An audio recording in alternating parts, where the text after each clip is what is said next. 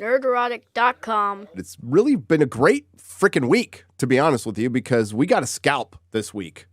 We got a scalp, and her name was Victoria Alonso. And yes, it's a little petty, but quite frankly, that company, we were just talking about rewriting Ripley. They were after our scalps. That was perpetuated by people who worked at Disney or former employees at Disney. Pablo Hidalgo. Yep, and Pablo Hidalgo. So fuck them. I said from the fucking beginning, despite the fact that Victoria Alonso has been out there and saying, you know, X-Men, that name's a little out of date. There's a lot of women there. Yeah. She's been prone to this MCU nonsense. The reason she got fired had nothing to do with wokeness. Like, fucking nothing. Or else half that company would be fired. You're right. One, she's in charge of fucking visual effects at Marvel, which has been kind of a problem.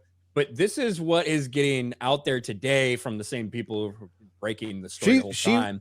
Inside the Fire Victoria Alonso, her Oscar-nominated movie Argentina 1985 at the center of Exit.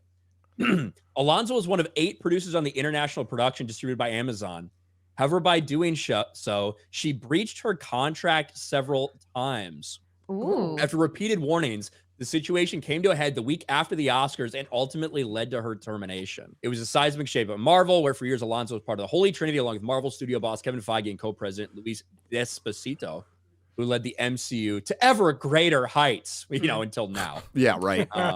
She's Argentinian, isn't she? She is yes, Argentinian. She is. Yeah. According to Insider, Alonso breached a 2018 agreement that saw her violate the company's standards of business that stated employees would not work for competing studios. Oh. Sources say Alonso did not ask permission to work on Argentina in 1985, nor did she give notice, but did the film of her own volition. However, an IndieWire published last month on the film said she did have permission. Yeah.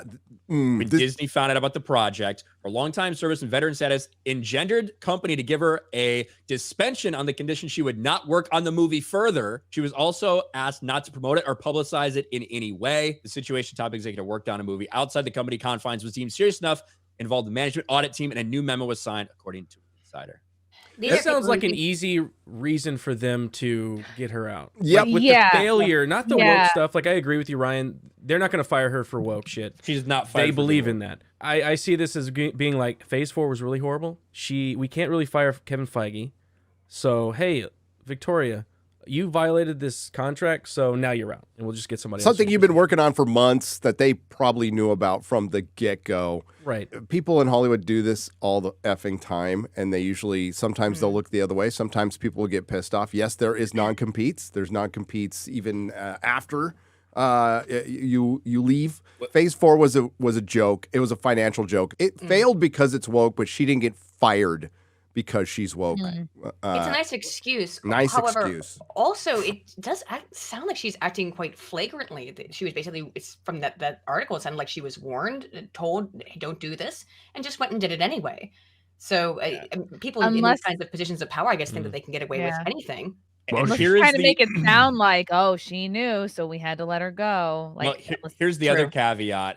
It goes on further. What also pissed off Disney executives was while she worked on promotion of her movie, her purview of Marvel's visual effects as president of physical and post-production visual effects and animation was busier than ever.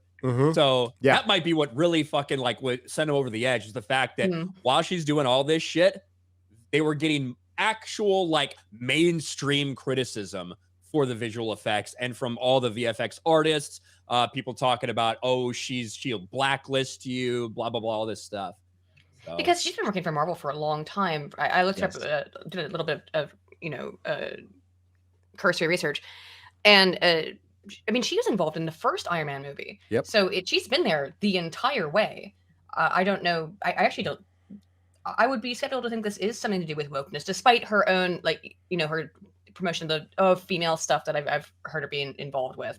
It may actually have been they want to get rid of. Well, she's old. She's not. They want new meat or something. They want to get rid of her for some other reason. It might not be because of the woke stuff. It might actually be because of the non-compete. It might be because of her flagrant disrespect. Marvel is very mafioso-esque in that way. They didn't like being disrespected. Well, remember at the GLAAD Awards last year, she shat all over Chapek. And now that Iger's in charge, he's just like, this bitch ain't going to get chinning over me.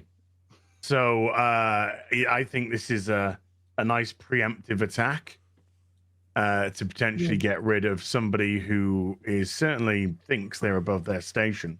Game of Thrones style. Yeah, I think that's it exactly. It's she was too big for her britches, and they're like, all right, no. She's also fat, so. But she's not an attractive lesbian. She's one of the normal ones. Yeah, right? She was also like Home Depot lesbian. Famously a problem like behind the scenes, like being called out as a bully, and we're just hearing the very surface level stuff of like how abusive she was behind the scenes. She was a little dictator, and stories are going to come out. Like they're going to be coming out pretty soon, and Disney needs them to come out because she checked all the boxes. And this is a really bad firing. Fired by one white guy didn't back her, and 2 white guys canned her. And the legal department. I was wondering about that, Ryan. When I read that, I'm like, why did the legal department get involved? What the hell? Woman, Asian, lesbian, and why would every box? And why in the hell would Disney let that get out as well? I would, Yeah, she checks them all. She checks them all. It's really surprising to me because like with the failure of so many other producers that are women that they have not fired, Kathleen Kennedy and so many others, they don't have that specific legal dirt that they can just use on her. Like they found one. They were like, we got you. You broke contract. You're out. Every time I hear about snippets of Disney contracts, I just think, wow, what a dog crap company to work for. Like, you know, what you have a private project that you want to work on your off time? No, we own your ass. You're not allowed to work on spit. That is separate to Disney crap. For anyone who thought there might have been a glimmer of hope that this was Disney trying to clean out the work, it's like, no, not a freaking chance. Yeah, okay. Disney hasn't learned to By the way, I just want to say right now, my scooper could beat up my source could beat up your source. And you're going to hear a lot of sources that are saying that they've invented the word source, although we know it was all Jennifer Lawrence who invented sources. We're going to say that this is going to be part of the turnaround, and Iger's now the new Chapek. This is Bob effing Iger coming back in. Okay, nothing's fucking turning around. He said meet the new boss, same as the old boss, literally in this case. They rebooted a CEO. They're just rebooting everything. Why not? Maybe they'll reboot Disney himself. Maybe someday. Bring him back from the dead. She was reminded of her agreement and her breach several times, but her public appearances continued. She even appeared on the Oscars. This is probably what fucking ultimately did it. She appeared on the Oscars arrivals carpet, not as a Marvel executive, but rather as a producer walking with her film's director, Santiago Mitre. There's the VFX part we talked about, how fucking shitty it was. Movies included February's release of Ant-Man Quantumanium come under fire for subpar visual effects, while Alonso's reputation became more polarizing. You can only ask a person who stayed till 1 a.m. working on VFX shots for so long before things start to break. They've been avoiding working with Marvel because of Alonso's reputation. Still, she has supporters, including Eternal star Salma Hayek, who called her, the best heifer? Best heifer? Is that what that means? Hefe. Best hefe. Oh. Hefe. The female. I think like Hefe, but like a black guy. Biggest crime of the Eternals was covering up Selma's milkers. Absolutely. Yeah. Sorry, it was. It's like, how could you do that? On the red carpet, though? Salma Hayek? They were free. Alonso's firing was sudden and shocked the town because of the hushed nature. Some have speculated that Alonso was being silenced because she was outspoken against the parental rights bill. As long as I am at Marvel, I will fight for representation. Well, can't do that anymore now, can you? Alonso, who is gay, said at the time Disney took a stand against the bill and lost their ass because of it, resulting in a clash with state government and ultimately loss of special tax status. It was a move that will likely cost the company billions, not millions. Yeah, this is millions. Let's be real. Yeah. Like that loss But of Bob tax Iger status. and Chapek also supported it. So it's not like there's people on the inside going, well, hey, look, you got to cut that woke out. You can't be stepping out there for the don't say gay bill. They all say that shit. And look at the next fucking thing. This is like some have speculated, right? Which means there's some fucking woke freaks out there that say this must be because she stood up for us. That's probably what they're saying. But this says, but other sources say being vocal had only increased Alonso's profile within the company. Makes more She sense. was asked to represent the company on the board of GLAAD, join the company's Pride 365 leadership team. In any case, the VFX industry will be closely watching what follows. Marvel's one of the largest VFX clients because they put out 1 million dog shit things every fucking year. Yep. Its tent poles regularly have excess of 2,000 VFX shots, sometimes more than 3,000. It's unclear who will take charge. This has been a criticism, though, of Marvel movies, I think, since about Black Panther. Like, even the original one, was that the VFX stuff was starting to really look shoddy. Mm-hmm. The original Doctor Strange had really interesting visuals, but then the second one was interesting, to say the least, in a whole bunch of ways. And Marvel has really lost its reputation for having, groundbreaking visual effects.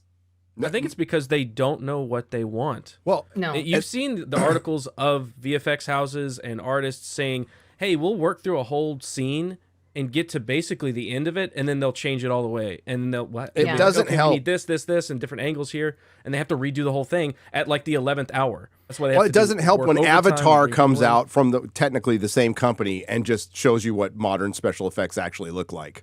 Yeah. And It's astonishing when you go back and I rewatched the 2008 Iron Man not too long ago, and that movie holds up so well, which was the thing that launched the entirety of the MCU, and that movie holds up so well, better than I think most of actually their newer releases, which it looks so plasticky and cartoony and just not.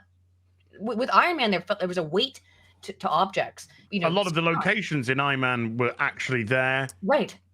So they were using CGI to enhance, not CGI to do everything. So you're not like in Ant-Man, where essentially everyone's just running around on green screen, blue screen, and nothing looks real at all. Whereas there are proper locations, there are physical locations in Iron Man, in the desert, in the cave, things like that, which all looked as if they were plausible and realistic. There's no thought behind anything anymore. So we're just getting these visual, and they're not spectacular. They're just messy and noise. Apparently, a compensation for characterization and story development. Yep. And it just doesn't work. Well said. It Well, comes down to time. They don't have enough time to do like but it's in Iron Man. That movie had less shots, like you said, so they had more time to work on those shots. Well, and now every single shot has 50 different angles and different things that they have to get these very limited amount of artists to do.